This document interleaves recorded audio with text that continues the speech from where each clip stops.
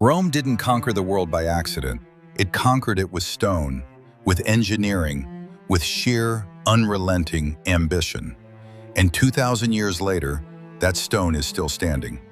Every corner of this city is a collision between past and present. A gelato shop next to a temple, a Vespa parked beside a 2,000-year-old column. This is Rome, the eternal city, and this is a walk through its soul. It begins here, the Colosseum. When it opened in 80 AD, Emperor Titus celebrated with 100 straight days of games. Gladiators, wild beasts, naval battles. Yes, they actually flooded the arena. 50,000 Romans packed these stone tiers, roaring beneath a retractable canvas roof. And here's what most visitors miss. Look at the outer wall. Those holes, they aren't battle damage. They're where medieval builders ripped out the iron clamps that held the stones together. The Colosseum didn't just survive earthquakes in time, it survived being dismantled, piece by piece, for other buildings across Rome. Yet somehow, impossibly, it still stands. A monument to what humans can build and what they can endure. Walk just a few hundred meters west and you enter the heartbeat of the ancient world, the Roman Forum. This was the center of Western civilization for over 1,000 years. Julius Caesar walked these stones. Cicero delivered speeches that changed history. The Senate convened here. Markets hummed. Temples rose to gods whose names we still speak. And above it all, the Palatine Hill, where Rome was born. According to legend, this is where Romulus drew the first boundary line, where emperors built palaces so vast that the word palace itself comes from this hill. Palladium. Stand here at dusk. Watch the swallows wheel above the ruins. The city hums below, but up here, you can almost hear the echoes. And then, the Pantheon. Nearly 2,000 years old, and still the largest unreinforced concrete dome on Earth. No one has ever built anything like it since. Michelangelo, when he first saw it, said it looked like the work of angels, not men. Walk inside, look up. That hole in the ceiling, the oculus, is 27 feet wide. When it rains, the floor gets wet.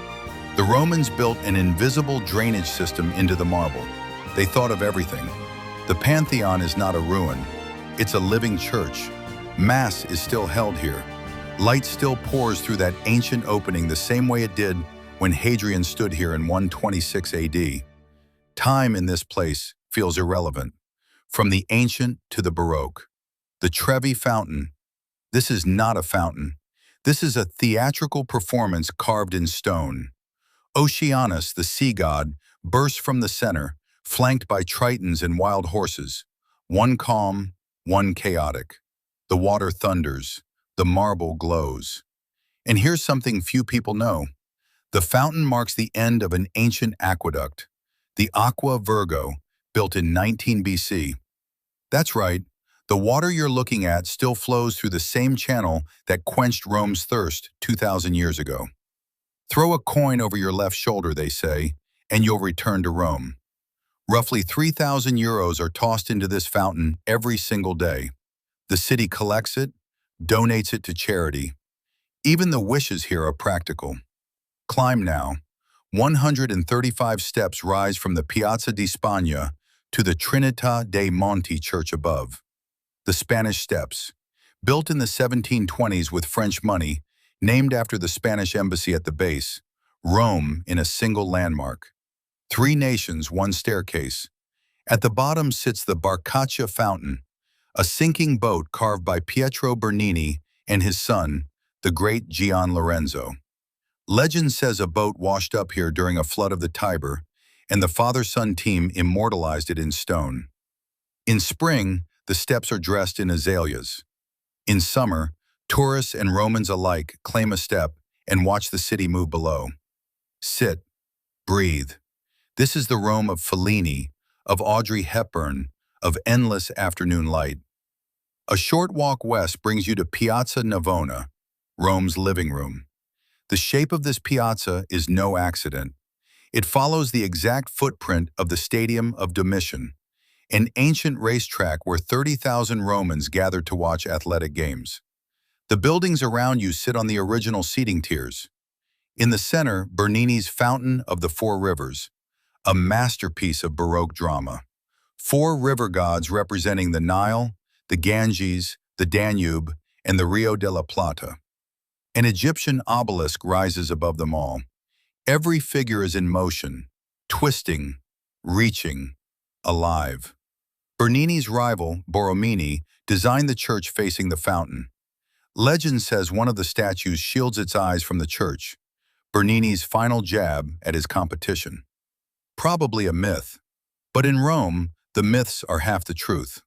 Follow the Tiber west, and a cylindrical fortress rises above the riverbank. Castel Sant'Angelo, built as Emperor Hadrian's mausoleum in 139 AD, later a papal fortress, a prison, a treasury, a place of last resort, a secret passage, the Passetto di Borgo, connects it directly to the Vatican.